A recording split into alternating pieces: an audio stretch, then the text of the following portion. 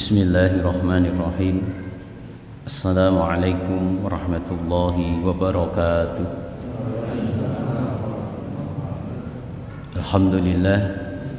Alhamdulillahilladzi hadana bihidayatil Qur'anil Karim wahdina ila siratil mustaqim.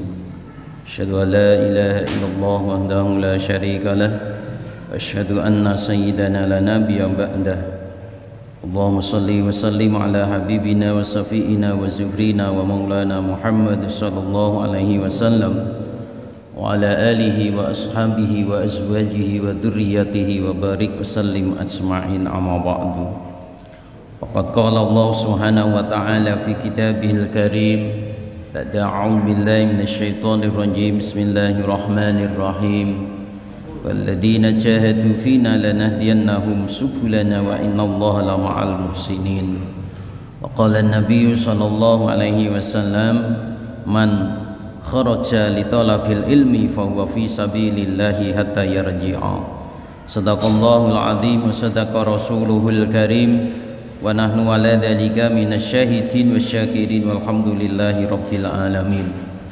Hadirin wal hadirat jamaah salat maghrib Masjid An-Nur yang dimuliakan oleh Allah Subhanahu wa taala, sebagai hamba Allah yang beriman, sebagai hamba Allah yang bertakwa kepada Allah, mari kita selalu memanjatkan puji syukur kehadirat Allah.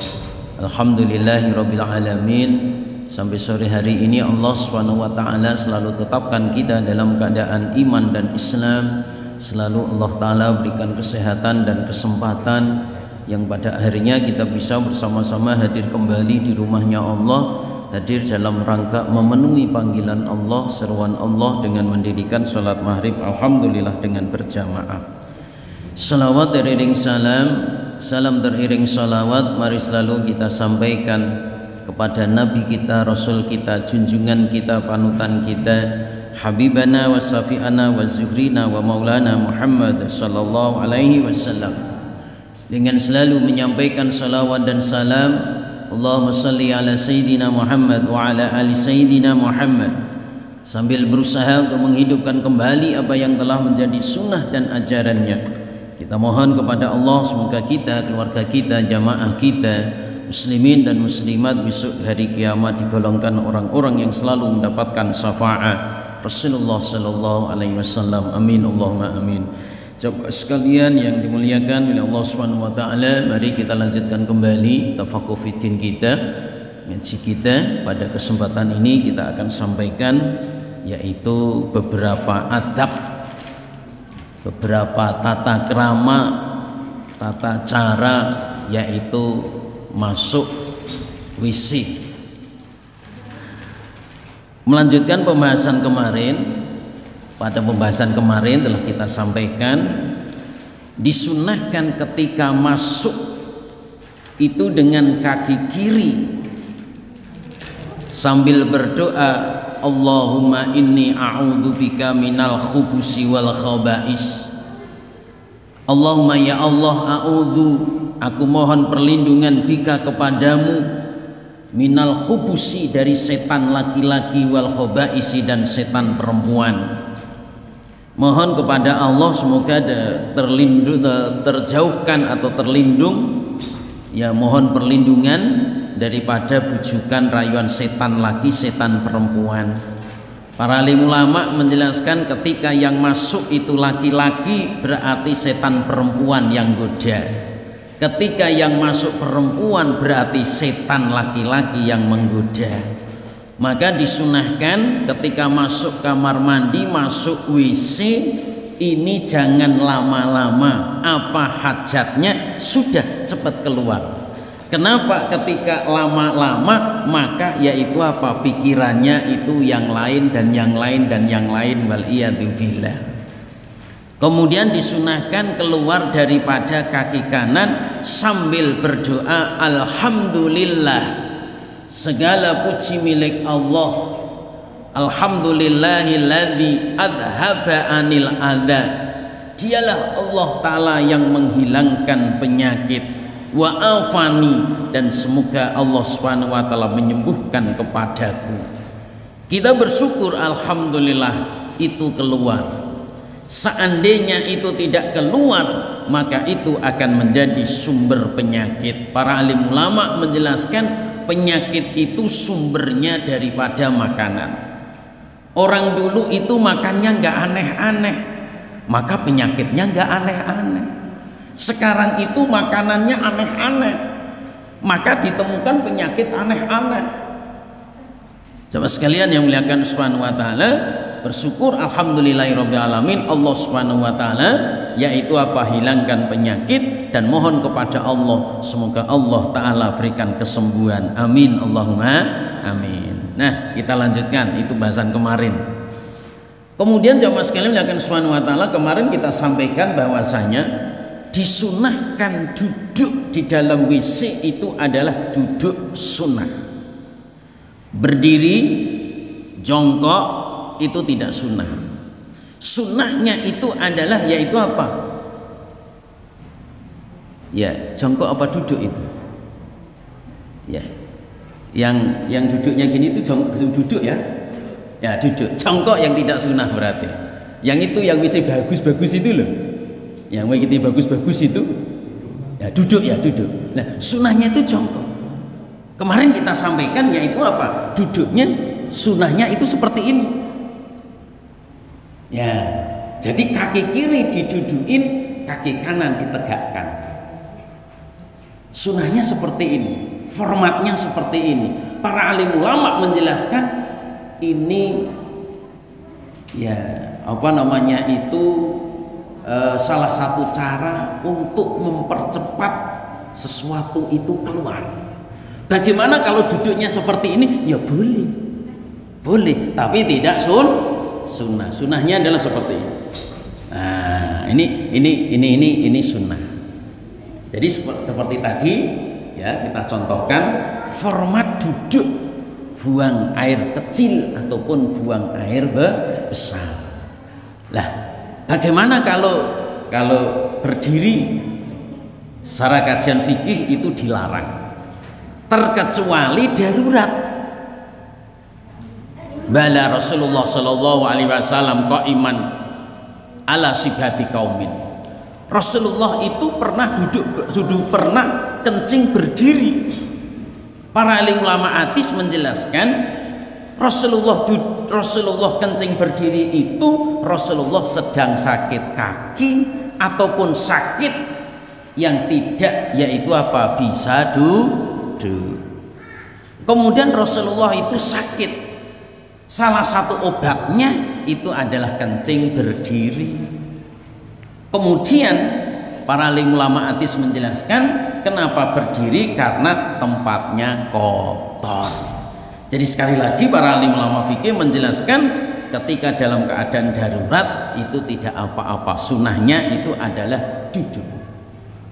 Kemudian jamaah sekalian subhanahu wa ta'ala di dalam riwayat dijelaskan bahwasanya disunahkan ketika kita masuk kamar mandi ataupun WC itu disunahkan pakai alas kaki, sandal, dan tutup kepala. Jamaah sekalian muliakan subhanahu wa ta'ala, ini tujuannya yaitu apa? Untuk litangwif, yaitu untuk menjaga kebersihan. Jadi najis itu tidak langsung ke kaki, tapi yaitu ke sandal. Jadi disunahkan pakai alas, ya. Kemudian disunahkan pakai tutup kepala. Tujuannya apa? Ketika ada apa-apa itu tidak langsung ke kepala, tetapi ke alas tadi. Seandainya ada cecak jatuh, tidak langsung ke kepala, tapi ke tutup kepala. Pakai peci ataupun pakai anduan. Seandainya ada tikus jatuh, tidak langsung gigit kepala, tetapi yaitu apa? Ke tutup kepala. Nah itu diantaranya manfaatnya. Jadi sekali lagi yaitu apa? Disunahkan yaitu apa? Pakai alas kaki dan pakai tutup kepala. Kemudian jamaah sekalian yang dimuliakan oleh Allah Subhanahu wa taala, Rasulullah Shallallahu alaihi wasallam ketika masuk WC itu Rasulullah mencabut cincinnya. Di dalam riwayat disunahkan, di dalam riwayat dijelaskan bahwasanya Rasulullah itu memakai cincin. Ya, memakai cincin. Berarti memakai cincin itu hukumnya sunnah. Cincin Rasulullah itu ada tulisan Muhammad Rasulullah, Muhammad utusan Allah, ada tulisan Allah, ya, ada tulisan Allah. Itulah Rasulullah, yaitu apa? Melepas cincinnya, diletak di luar, kemudian Rasulullah masuk.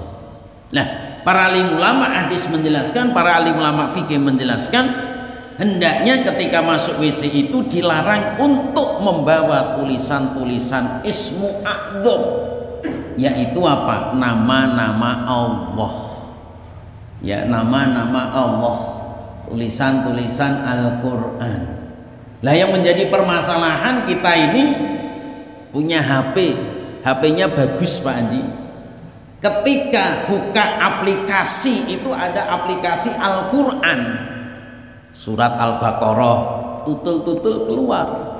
Tapi catatan HP-nya bagus, ada pulsanya, ada sinyal, ya. Nah, itu akan keluar aplikasi itu. Terus sekalian subhanahu wa ta'ala, bagaimana hukum masuk WC dengan membawa HP yang tertutup seperti ini? Boleh. Kenapa? Itu kan HP. Ketika dibuka, iya ada tulisan Al-Quran. Tapi kan orang mengatakan itu bukan Quran tapi HP. Berarti apa? Ke WC ngantongin HP, ya nggak apa-apa. Wong aplikasinya nggak dibuka, ya nggak boleh itu dibuka. Nah, dari dasar itulah ya Rasulullah melepas cincin, karena cincin Rasulullah ada tulisan Muhammad. Makanya hendaknya ketika masuk WC itu dilarang membawa tulisan-tulisan asma Allah. Lah kita kembali kepada cincin. Bagaimana hukum memakai cincin? Hukumnya sunnah, mengikuti Rasulullah Shallallahu Alaihi Wasallam. Silahkan pakai cincin. Cincin sunnahnya dipakai yaitu apa? Jari manis kanan, matanya di dalam. Ini mohon maaf yang pakai cincin, coba apa namanya itu dibalik matanya itu. Jadi sunnahnya itu pakai cincin, matanya di sini bukan di sini. Kalau di sini itu yuthiru takabur, menimbulkan sombong. Apalagi baru pulang dari Tanjung Bintang, bungur. Sekalian melihatkan subhanahu wa ta'ala, ya. Jadi memakai cincin sunnahnya yaitu apa nih? Di jari manis sebelah kanan. Bagaimana kalau sebelah kiri? Tidak dilarang, berarti hukumnya boleh, tapi tidak sunnah. Sunnahnya itu sebelah kanan. Bapak-bapak, ibu-ibu yang pakai gelang, yang pakai jam, sunnahnya di mana? Di kanan. Bagaimana kalau pakai tangan kiri? Tidak dilarang, berarti boleh, tapi tidak mendapat kesunahan. Jamaah sekalian yang dimuliakan oleh Allah Subhanahu wa taala, ya, di dalam riwayat dijelaskan bahwasanya bagi laki-laki itu dilarang memakai cincin-cincin yang terbuat daripada emas. Mas ini mas asli, mas Jawa loh, bukan mas Metro loh ini loh. Ini mas betul ini, mas betul ini. Jadi sekali lagi bagi laki-laki dilarang memakai perhiasan emas di antara cincin. Tapi kalau perempuan itu dipersilahkan. Kenapa? Karena perempuan itu adalah tempat berhias. Tapi Rasulullah mengingatkan, ingat, perempuan itu walaupun tempat berhias, tetapi sebaik-baiknya perhiasan itu adalah al-mar'atus sholihah. Ad-dunya mata' wa khairu mata'iha al-mar'atus sholihah. Perempuan itu adalah perhiasan, tapi sebaik-baiknya perhiasan itu adalah wanita yang solehah. Maaf, dunia itu adalah perhiasan, tapi sebaik-baiknya perhiasan itu adalah wanita yang solehah. Sama sekalian yang dimuliakan oleh Allah Subhanahu wa taala, perempuan silahkan pakai emas.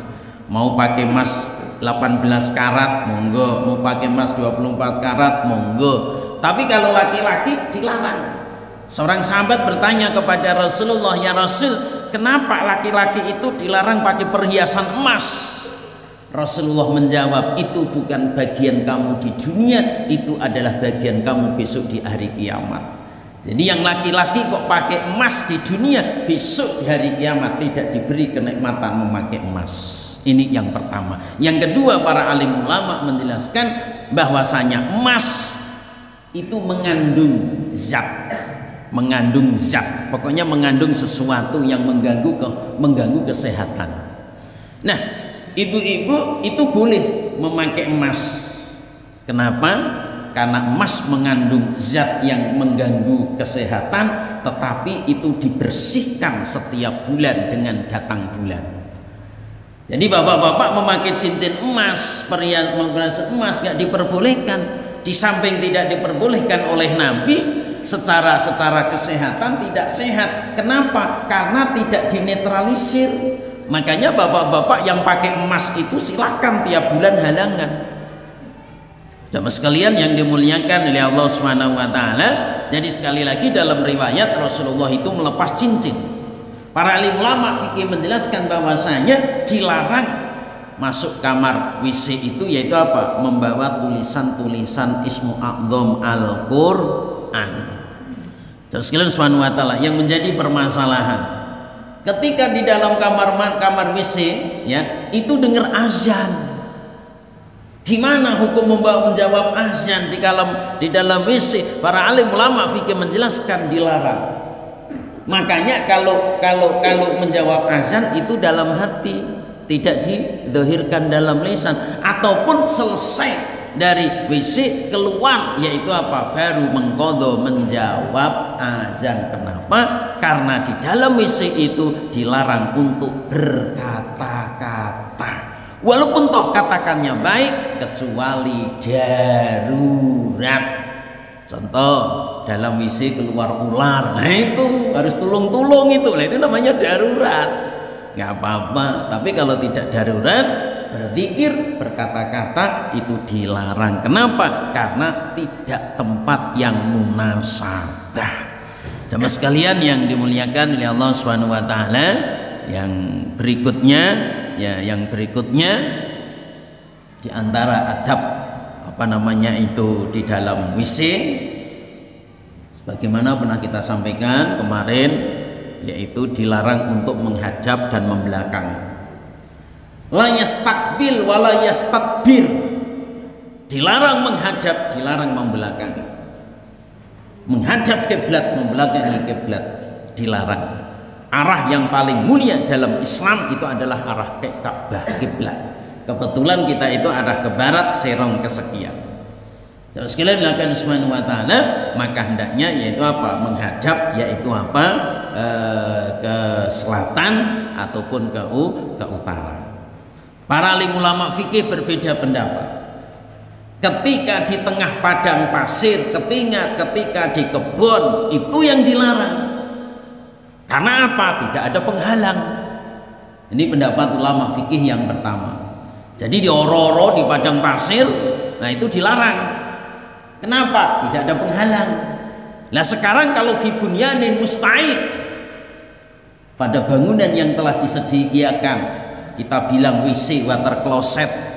Ya, kalau orang Inggris bilang toilet, kalau orang Arab bilang hammam. Ainal hammam. Ainal hammam, di mana hammam? Hunak, di sana.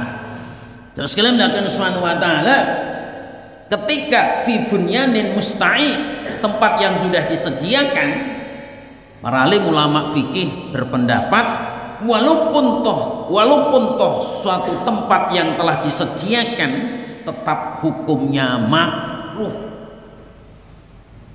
Bisa kita ya, itu tempat yang sudah disediakan. Bagaimana menghadap dan membelakangi tetap hukumnya makruh. Kenapa? Karena arah yang mulia dalam Islam itu adalah Ka'bah, kiblat. Nah, pendapat ulama fikih yang kedua, ketika di bangunan yang sudah disediakan dan ada penghalang, ya, penghalang tembok, gimana menghadap kiblat, gimana membelakangi kiblat, ketika sudah ada penghalang, itu tidak dilarang, tidak apa-apa. Itu pendapat ulama fikih yang kedua. Dari dua pendapat itu bagaimana kita menyikapi? Pendapat yang pertama, kenapa? Untuk memuliakan, yaitu apa? Arah kiblat itu hukumnya sunnah. Jemaah sekalian yang dimuliakan oleh Allah Subhanahu wa taala, Yang berikutnya dilarang ya itu buang air kecil, buang air besar itu pada lubang-lubang. Sekalian subhanahu wa ta'ala, lubang-lubang. Para alim ulama menjelaskan lubang-lubang itu adalah rumahnya hewan. Semut, kalau jengking, ya ibu-ibu tahu kan kalau jengking itu kenapa dikatakan kalau jengking? Karena kalau ngolo itu jengking, maka dinamakan kolo jengking. Semut, jangkrik, kecoa dan lain-lain sebagainya mengganggu, ya mengganggu. Ini yang pertama. Yang kedua, para alim ulama menjelaskan bahwasanya lubang-lubang itu adalah menjadi rumahnya jin. Menjadi rumahnya jin. Jadi sekali lagi hindari ketika kita perjalanan jauh, yaitu apa? Buang hajat, yaitu apa? Pada lubang-lubang. Kenapa? Itu rumahnya hewan. Ya, dikhawatirkan ketika yang masuk itu ke panas-panas nanti keluar jangkriknya. Dia kalau jangkrik yang keluar, kalau ulo, nah bahaya kan. Yang kedua, para alim ulama fikih menjelaskan bahwasanya itu menjadi rumah-rumahnya para jin. Maka jangan mengganggu, yaitu apa? Sesama makhluk Allah. Kemudian yang berikutnya diantara adab ke WC yaitu apa? Dilarang buang hajat di air yang tenang. Air yang tenang, bendungan, air yang tenang. Di dalam riwayat dijelaskan ma'ur raqid, air yang tenang dilarang. Para alim ulama menjelaskan bahwasanya air yang tenang itu tempatnya jin. Ya, anak-anak main air di bendungan, airnya tenang, pulang kok demam. Nah, Allah Subhanahu wa ta'ala marah jinnya itu. Jadi air yang tenang, ya air yang tenang dilarang. Kenapa? Itu menjadi rumahnya jin. Nah, dalam kajian ilmiah air yang tenang, ya ada benda masuk dalam air, ya yang nyiprat itu bukan air tetapi adalah kencing kita. Nah ini dalam kajian ilmiah, ini dalam ilmu alam, ilmu fisika, ilmu sains, ya bahwasanya ketika benda cair masuk dijatuhkan ke air, ke benda cair juga, yang naik ke atas itu bukan air yang tenang itu, tetapi benda cair yang apa namanya itu yang masuk itulah yang nyiprat. Berarti kalau kita kencing ke air yang tenang, yang nyiprat ke kita itu bukan air yang tenang tapi kencing kita. Sekalian Subhanahu wa ta'ala, ini itu dalam ilmu sains, dalam ilmu alam seperti itu penjelasannya. Makanya sekalian Subhanahu wa ta'ala hendaknya dihindari. Kemudian jemaah sekalian yang dimuliakan oleh Allah Subhanahu wa ta'ala, di dalam riwayat dijelaskan ya bahwasanya dilarang, nah ini mohon maaf yang masih ngerokok ini, dilarang di dalam WC itu adalah makan dan minum. Masa iya ke kamar mandi bawa makanan? Loh, bapak-bapak ibu-ibu nggak tahu ya, ada WC termahal di dunia. Di Singapura. Jadi WC di Singapura itu nilainya termahal di dunia. Jadi di ruang WC itu ada TV, ada ruang makan. Iya. Ngemut permen. Ini mohon maaf, ngerokok. Gimana kalau kamar mandi sambil ngerokok? Makruh hukumnya. Kenapa? Ngerokok itu dihukumi minum. Dalam bahasa Arab ngerokok itu disebut surbus sijar, minum sigaret. Ya, makanya jamaah sekalian Subhanahu wa ta'ala, mohon maaf ini yang masih ngerokok ini memberitahu aja loh, ini loh, bukan larang loh, memberitahu. Jamaah sekalian melakukan Subhanahu wa ta'ala hendaknya dihindari. berbagai alasan, ngusir nyamuk lah dan lain sebagainya. Itu alasan yang tidak syar'i itu. Jadi sekali lagi jamaah sekalian yang dimuliakan oleh Allah Subhanahu wa taala, dilarang makan dan minum. Nah, diantaranya apa? Ngemut permen, ngerokok. Berarti ngerokok di dalam WC itu hukumnya makruh. Makruh, lebih baik ditinggalkan. Sebagaimana hukum rokok itu sendiri kan lebih baik ditinggalkan. Jamaah sekalian yang dimuliakan oleh Allah Subhanahu wa taala, yang berikutnya dilarang yaitu apa? Buang hajat di tempat pemberhentian. Contoh pos kampling, tempat istirahat, nah ini dilarang. Tempat keramaian dilarang. Kenapa? Karena mengganggu. Kemudian dilarang yaitu apa? Jalan alternatif. Ya, di jalan alternatif itu dilarang. Kenapa? Karena mengganggu. Di kebun-kebun itu di bawah pohon durian, bawah pohon rambutan, pohon duku. Nah, di bawah pohon-pohon yang berbuah itu juga dilarang. Kenapa? Mengganggu. Iya, sekarang belum buah, nanti kalau buah, walaupun toh alasannya untuk pupuk dan lain sebagainya, itu tidak syar'i. Itu tidak syar'i. Sama sekalian yang dimuliakan oleh Allah Subhanahu wa taala, jadi sekali lagi ya alasan itu adalah tidak syar'i. Jadi sekali lagi ya di bawah pohon yang berbuah, kemudian tempat istirahat, tempat keramaian, ya kemudian yaitu apa? Di bawah pohon yang berbuah, tempat istirahat, kemudian jalan alternatif, lah itulah dilarang. Jamaah sekalian yang dimuliakan oleh Allah Subhanahu wa taala, para alim ulama menjelaskan, ya para alim ulama menjelaskan istinja itu bukan meratakan najis tapi menghilangkan najis. Disunahkan dengan air yang mengalir. Disunahkan ketika istinja buang air besar, ditekan, kemudian disiram dengan air. Ciri-ciri sudah bersih itu adalah keset. Ya, keset. Jadi agak ditekan, tapi jangan terlalu loh. Kalau terlalu ya makruh hukumnya. Iya. Jadi sekalian semanu, ya mohon maaf ya, semuanya itu dikerjakan dengan tangan kiri. Bagaimana kalau dengan tangan kanan? Hukumnya makruh, kecuali nggak punya tangan kiri. Nah, itu lain lagi namanya. Ya, jadi ciri-cirinya yaitu apa? Keset.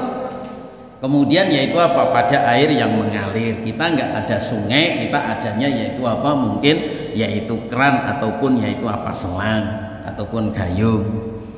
Kemudian jamaah sekalian yang dimuliakan oleh Allah Subhanahu wa taala, ya khusus untuk apa namanya istinja buang air kecil, di dalam kitab Maraqil Ubudiyah Imam Al-Ghazali ini menjelaskan, mohon maaf bapak-bapak, ibu-ibu ya, jangan ditertawakan ini. Ini disunahkan yaitu apa? Untuk mengurut sambil dehem 3 kali.